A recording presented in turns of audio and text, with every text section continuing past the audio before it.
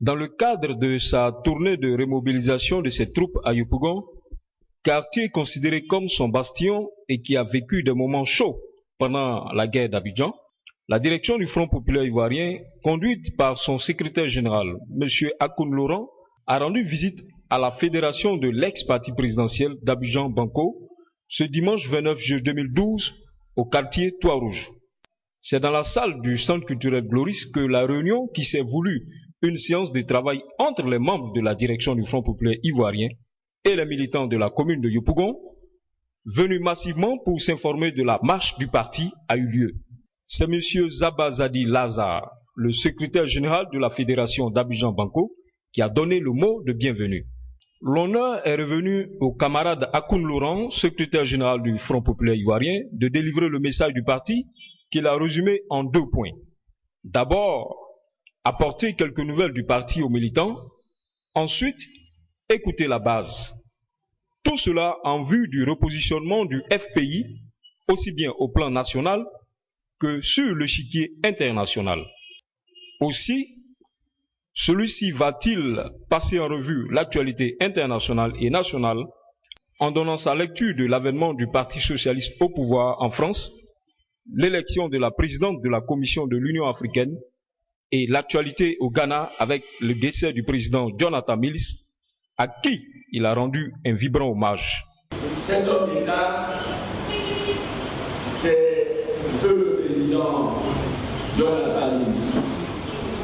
C'est grâce à lui que beaucoup de nos camarades de lutte qui aujourd'hui sont principalement au Ghana peuvent vivre. Évidemment, dans les conditions que nous ne pouvons pas décrire. Mais s'ils vivent au Ghana, et malgré les pluies de mandat d'arrêt, s'ils peuvent encore vivre là-bas, c'est grâce à cet homme d'État et à sa formation politique qui est membre de notre grande famille internationale socialiste. C'est pourquoi nous devons nous souvenir de lui. Il a terminé par les nouvelles de la haie de l'ex-président Laurent Gbagbo. La haie, camarades, le 13 août, l'audience aura lieu. C'est une audience. Ce n'est pas le 13 que quelque chose sera connu. Et au terme pratiquement d'une semaine de discussion entre ceux qui vont accuser Laurent Gbagbo et apporter la preuve, ce qu'on appelle le procureur et son équipe, et les avocats de la défense, chacun à tour de rôle va donner et présenter ses éléments de preuve. Je rappelle que Laurent Gbagbo est poursuivi au titre d'un terme juridique, on dit co-auteur indirect. C'est-à-dire qu'on n'a pas encore vu les auteurs, ni les co-auteurs directs, mais c'est l'indirect. Mais là où nous ne devons pas nous tromper, les travaux de nos avocats, c'est-à-dire la défense, je ne dis pas, on ne peut pas terminer tout. Il y a ceux qui accusent, ils accusent sur la base des éléments qui ne sont pas forcément des preuves, on parle des journaux, bon, mais pour ce qui est de nos avocats, les avocats de la défense, le travail continue et ils réunissent des éléments pour battre en brèche toutes les accusations qui sont portées contre le président Gbagbo. C'est l'exercice qui sera fait à partir du 13, ça peut durer 10 jours au maximum, donc du 13 jusqu'au 23, voire au 28. Mais une fois que c'est fait, les juges, c'est-à-dire ceux qui sont assis et qui écoutent, ne vont pas rendre une décision immédiate. Il ne faut pas vous tromper. Ce tribunal a été créé par les puissants, par ceux qui sont les maîtres du monde, par les puissants qui sont premièrement des puissances financières, mais également militaires. Ce sont les maîtres du monde qui ont créé leur tribunal pour régler des comptes. Et le procès qui va avoir lieu est d'abord et avant tout un procès politique. Pour vous en convaincre, lorsque, conformément à la procédure judiciaire, la liberté provisoire a été formulée, parmi les arguments que Madame le juge qui a reçu le dossier, a invoqué pour refuser la liberté provisoire au président Gbagbo, figurent des arguments éminemment politiques. Je vais vous en citer deux. Le premier argument, c'est le FPI. La direction du FPI, dans ses différents communiqués, parle de libérer Gbagbo. Ça, là, c'est déjà un argument pour eux qui est grave. Si Gbagbo vient là, le pays là ne peut pas être... Regardez ça. Deuxième argument politique, Gbagbo a un réseau. Nous-mêmes, on était très fiers de la prendre en parenthèse. Un réseau dans le monde. Mais on ne dit pas que c'est un réseau d'argent, c'est un réseau de sympathie, un courant de sympathie. Oui, de décembre 2011 à juin 2012, Gbagbo a reçu plus de 140 000 appels. Alors, aujourd'hui, nous assistons autour du monde de Magellan, qui connaissait le monde et tout le monde le connaît. Je ne sais pas s'il a reçu ces 5 appels de ceux qui le connaissent. Gbagbo reçoit en prison au moins 140 000 appels. Gbagbo est un homme puissant. Et c'est ça qui est la réalité. C'est un camarade qui est atypique. Parce que ceux qui vivent près de cette prison de Schmeningen, c'est-à-dire à La Haye, n'ont jamais vu de mémoire au niveau de cette cour, on n'a jamais vu ça. C'est ça qui est la réalité et c'est ce qui explique pourquoi ça ne va pas être un procès facile. Au plan national, il a abordé la question des tueries à l'ouest de la Côte d'Ivoire, les élections locales à venir et le sort des autres prisonniers incarcérés au nord, dont la libération est une condition pour son parti, pour sa participation aux élections. À l'ouest, ce qui se passe, c'est d'abord une volonté de recoloniser les terres de l'ouest, mais par d'autres populations, donc de changer la démographie. Le peuplement là doit être changé au profit des Burkinabés, des Maliens et autres éléments de la CEDEAO. C'est ça qui est le réel. Mais ça, c'est pas tant ces hommes et ces femmes qui viennent de certaines régions du Sahel, c'est que ce sont les puissances qu'on appelle les puissances de la finance et du négoce, donc le nouvel ordre, qui est en train de financer ces opérations pour faire main basse sur les exploitations de cacao, mais aussi café dans une certaine mesure, pour avoir le contrôle de cette production. Pour les plus jeunes, je rappelle que dans les années 80, Feu Houphouët parlait de la guerre du cacao. C'est cette même année que la Banque mondiale a financé des plantations de cacao en Indonésie. En Indonésie, non, c'est en Indonésie. La Malaisie, ça c'est le palmier à huile. En Indonésie.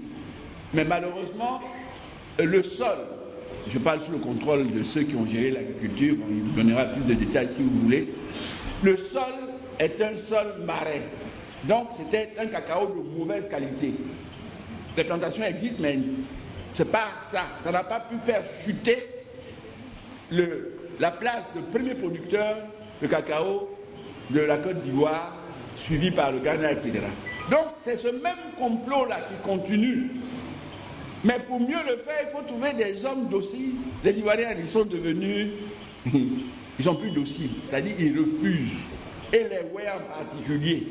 Donc, c'est ce qui explique cette volonté de les exterminer pour repeupler. Livrer les terres aux multinationales du négoce et de la finance. Mais c'est une opération, chacun croit que l'Ouest, là, c'est loin. Mais quand on commence là, ils vont faire le tour de toutes les zones qui peuvent produire le cacao, y compris l'Est et le Sud-Est. C'est ça qui est le réel. C'est pourquoi nous devons rassembler les Ivoiriens pour défendre non seulement nos terres, mais pour défendre aussi nos richesses. Parce que l'or là-bas où ça se creuse actuellement, ils creusent comme ils veulent. C'est ça qui est la réalité. C'est pourquoi ils ont engagé des tueurs. Ils ont engagé des hommes qui ont aidé M. Ouattara à prendre le pouvoir. Ouremi, Isiaka, et autres ne sont que leurs instruments. C'est ça qui est la réalité et c'est ce qui vaut cette tragédie à répétition du peuple ouest.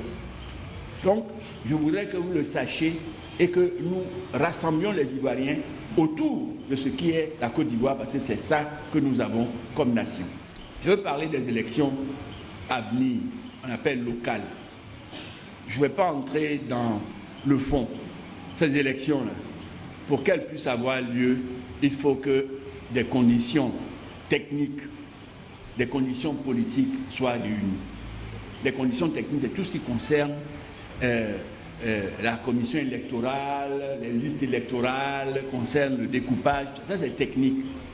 Mais politique, là, la sécurité, là, qui va aller? Tu peux aller voter. Tu peux aller voter. À Diokwe. On va faire quoi là-bas? Non, il n'y a pas d'élection à Diokwe. Ça s'appelle des conditions politiques. Mais la question principale sur les conditions politiques là, c'est que ceux qui sont au pouvoir doivent faire des gestes qui doivent nous donner, nous remettre en confiance par rapport à leur gouvernance. Afi, il fait quoi en prison? Afi n'a pas été pris, contrairement au mensonge que M. Ouattara sert à l'international, Afi n'a jamais été pris en flagrant délit. C'est-à-dire, on l'a pris, comme on dit, la main dans le sac, comme un voleur et autre chose. Il y a quelqu'un qui m'a dit, il n'a pas dit la chose, donc je ne vais pas dire. On ne l'a pas pris en train de voler ou de tuer. Afi n'a pas de pistolet, n'a jamais eu ça. Michel Gbagbo, il fait quoi en prison? Un arbre, il fait quoi? Ça, c'est les conditions qui doivent réunir pour qu'on puisse dire on va aller.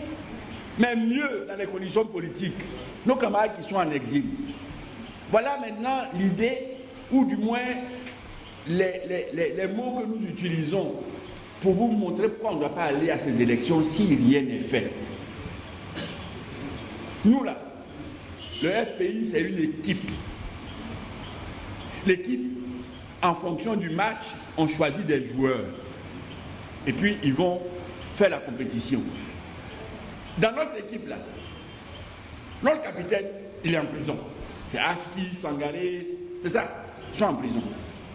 Parmi nos joueurs les plus talentueux, il y en a qui sont en prison, mais il y en a qui sont en exil. Vous voulez aller faire une compétition comme ça?